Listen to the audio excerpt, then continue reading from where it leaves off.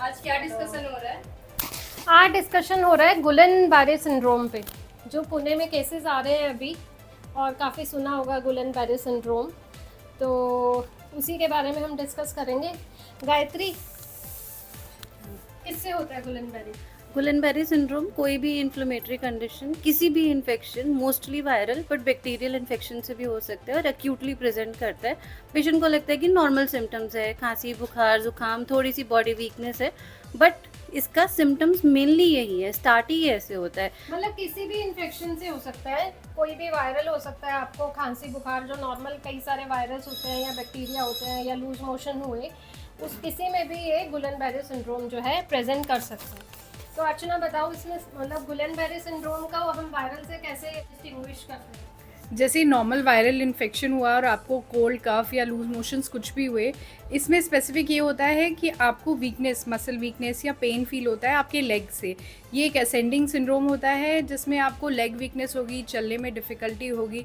बहुत जल्दी आपको ये सिम्टम्स पता चल जाएंगे और यूजुअली 2 to 4 वीक्स तक ये लास्ट करता है और ये इतना सीवियर भी हो सकता है कि आगे जाके ये आपके रेस्पिरेटरी मसल्स को भी अफेक्ट करे और आपको सांस लेने में भी कुछ कुछ तकलीफ होने लगे। बेसिकली अगर आपके पैरों में टिंगलिंग हो रही है या थोड़ा बहुत वीकनेस है, तो ये एक शुरुआती लक्षण हो सकता है गुलन बारे सिंड्रोम का।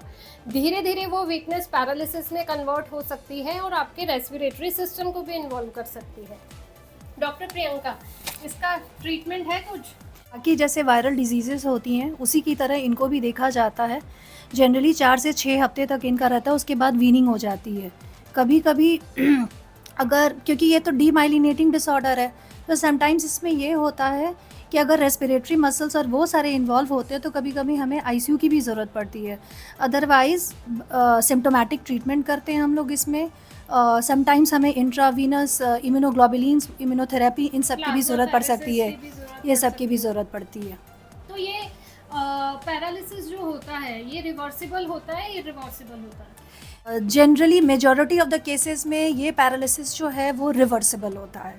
मतलब ये ठीक हो जाता है जो पैरालिसिस होता है, पर पेशेंट को एकदम से बहुत ऐसा लगता है कि बॉडी काम नहीं कर रही है। पैरालिसिस अपने आप में ही ऐसा शब्द है जिससे हर कोई डरता है, पर टाइमली आपको डॉक्टर को दिखाना है, क्योंकि हो सकता है वो रेस्पिरेटरी सिस्टम को इन्वॉल्व करे, जिससे कंडीशन और वर्सन हो सकती है, आपको आईसीयू सपोर्ट की ज़रूरत पड़ सकती है।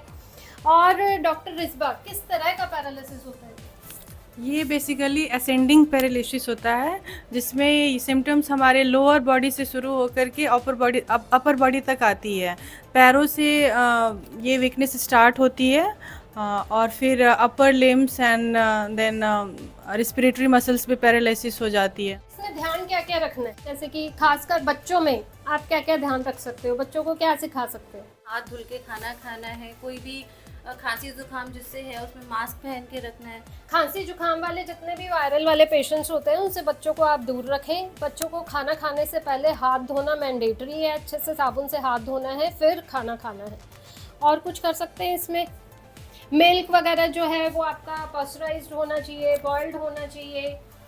एग है, चिकन है, अच्छे से बॉईल करके खाना है, या फिर खाना ही नहीं है, दूसरा ऑप्शन ये है।